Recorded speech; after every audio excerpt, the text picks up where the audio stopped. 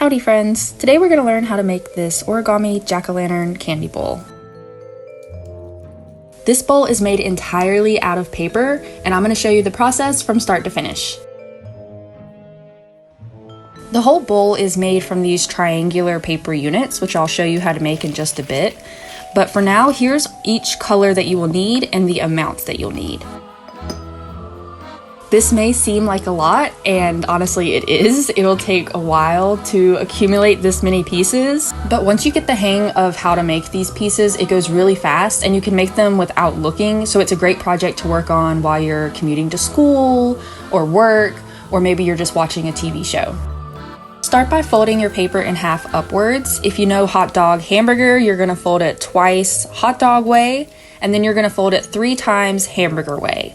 And this will crease the paper and give you lines to cut out so that all your little pieces are the same shape.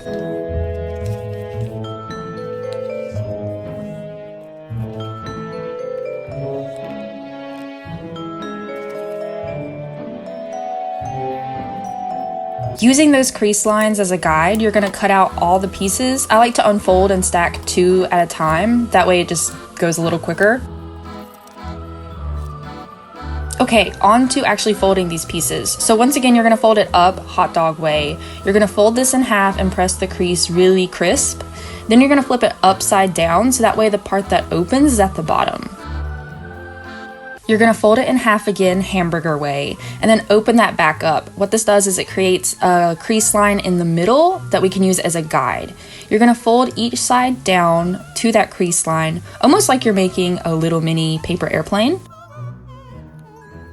Then you're gonna flip it upside down and we're gonna tuck in the corners. So we're gonna fold those to the top line.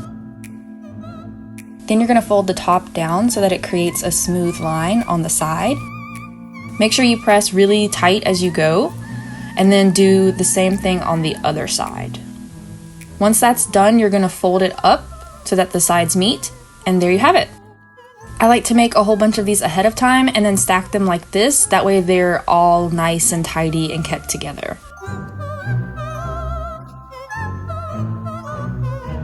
So for these paper units, there's 2 different sides. There's one side that's pointy and one side that's straight. For the base of this bowl, we are going to be working with the pointy side facing you. Start by holding 2 pieces together, and then you're gonna lock those together by placing a 3rd piece on top, like so. Take another piece, hold them together, and then lock them in place same way by putting a 3rd piece on top. Now fold the other 2 sides together and lock them in place with a 3rd piece. Now we're going to increase. So take a piece, put it in between, and then lock it in place with 2 pieces on top. You're going to repeat this until you have 6 pieces all the way around. We're going to be working this project in rounds or rows, so for counting purposes, this would be row 3.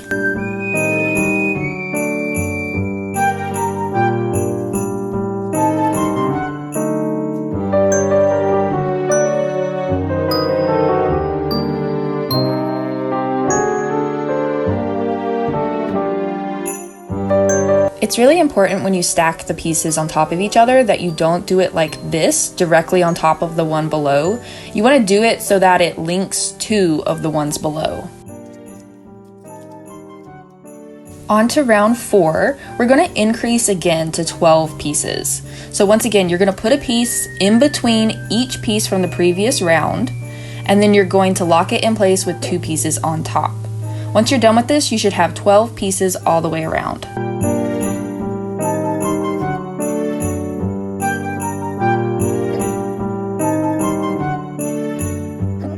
Next, we are going to do a round of just 12 pieces all the way around.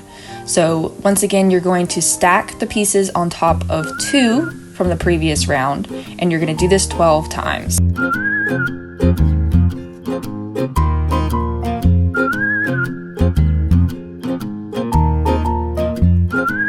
The next step is to make these paper units. So you're going to start with 1 with the pointy side facing you, and then you're going to do 2 on top of that with the pointy side facing away from you. You're going to put a final 3rd one on top, once again with the pointy side facing away from you. You should end up with little units that look like this, and you're going to make 12 of these.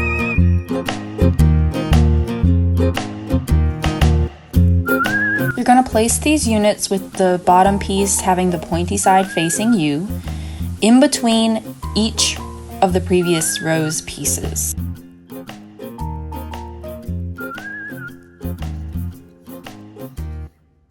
There's going to be a gap of 1 that you're going to fill in with the pointy side facing away from you. You're going to repeat this all the way around. This step is a little tricky, maybe a little complicated, but it's important for making the bowl curvature correct. So you can flatten the bottom a little bit, and as we build now, the bowl will naturally start curving upwards. It's a bit of a trust the process kind of thing, but trust the process. Starting with what is technically row 9, we're gonna switch to working with the pointy side away from us. We're gonna do this for the rest of the bowl process. So for row 9, you're going to do 24 pieces all the way around. You're then going to do this for 2 more rounds, round 10 and round 11. On round 12, we're going to increase to 48 pieces. So you're going to insert a piece in between each space and lock it in place with 2 pieces on top.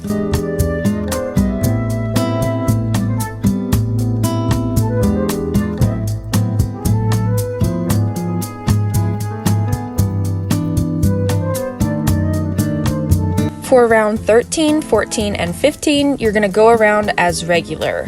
So you should have 48 pieces all the way around at the end of each round.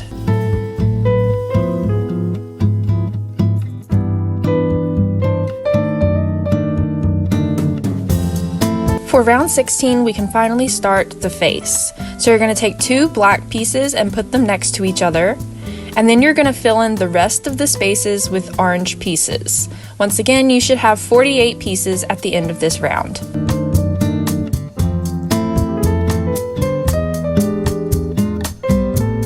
For the next round, you're going to start by putting 1 black piece in the middle of the 2 below, and then you want to do 2 black pieces on either side of that. Once that's done, you're going to finish by filling in the rest of the spaces with orange pieces.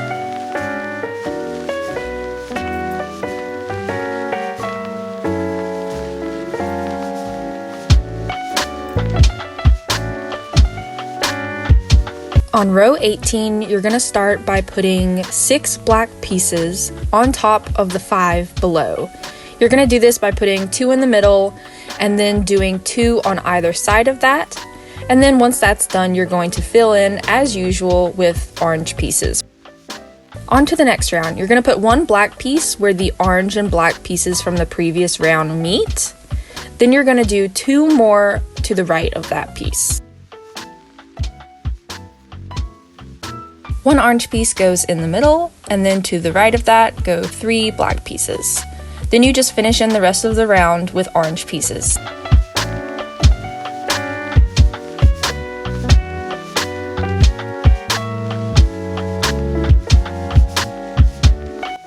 On round 20, you're going to start by putting 2 orange pieces on top of the 1 below.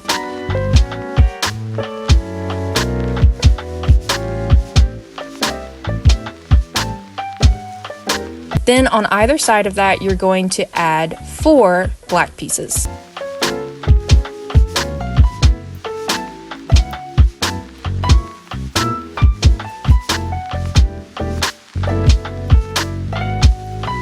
Finish the rest of the round by filling in the spaces with orange pieces.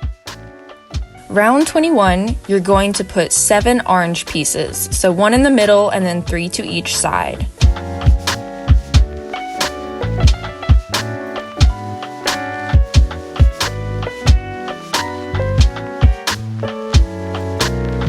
Once that's done, you're going to add 3 black pieces on either side of this chunk of orange pieces.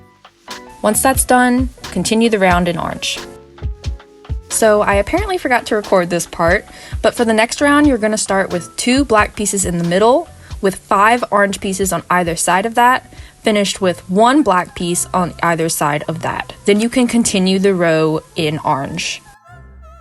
For round 23, start with 1 black piece in the middle of the 2 black pieces below. Then you're going to add 1 orange piece followed by 4 black pieces. These black pieces are going to be the eyes, so you're going to do the same thing on the other side of the central black piece. 1 orange piece, 4 black pieces, then you can fill in the rest of the row with orange. For this next round, you're going to put 3 black pieces on top of the 4 black pieces below. You're going to do this for both eye sections. Then you're going to fill in all the other spaces with orange pieces. On to round 25, you're going to put 2 black pieces on top of the 3 black pieces below, then fill in the rest of the spaces with orange.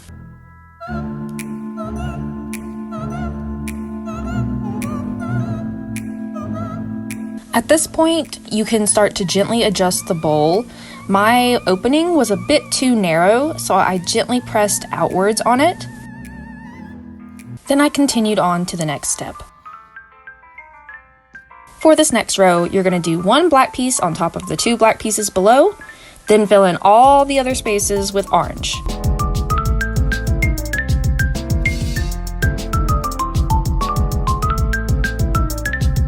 Okay friends, last row for the bowl. You're going to do 1 row of just orange pieces. Now on to making the lid. So we're going to start the same way we started the base of the bowl. You're going to have 2 pieces with the pointy side facing you and lock them together with a 3rd piece. You're going to take another piece, add it, and lock it in place with another on top. And we're going to continue this until we have 11 pieces on top.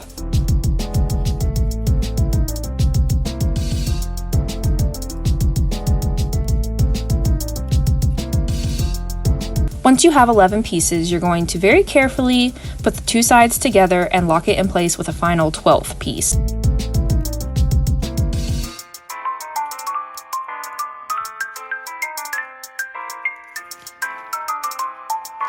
For what would be row 3 of the lid, you're going to go around and add 12 orange pieces on top.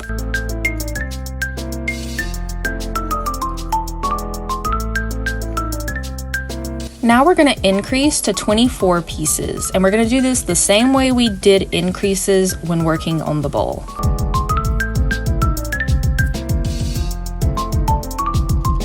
After increasing to 24 pieces, I did 2 rows of orange pieces all the way around. If you want your lid to be slightly bigger, you can add more rows of orange pieces all the way around. But like I said, I did 2 rows and I felt like that was a good size for my bowl. Once your lid is all done, we can move on to the last step, which is the stem. For the stem, I started with a strip of brown construction paper that was about 2.5 by 9.5 inches. I rolled it up with a pencil really tightly.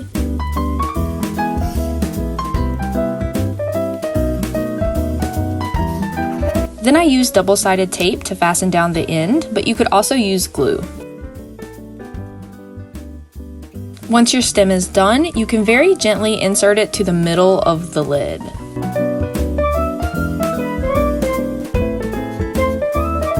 You can add some glue around for added stability and cut off any excess. And with that, your origami jack-o'-lantern candy bowl is all done.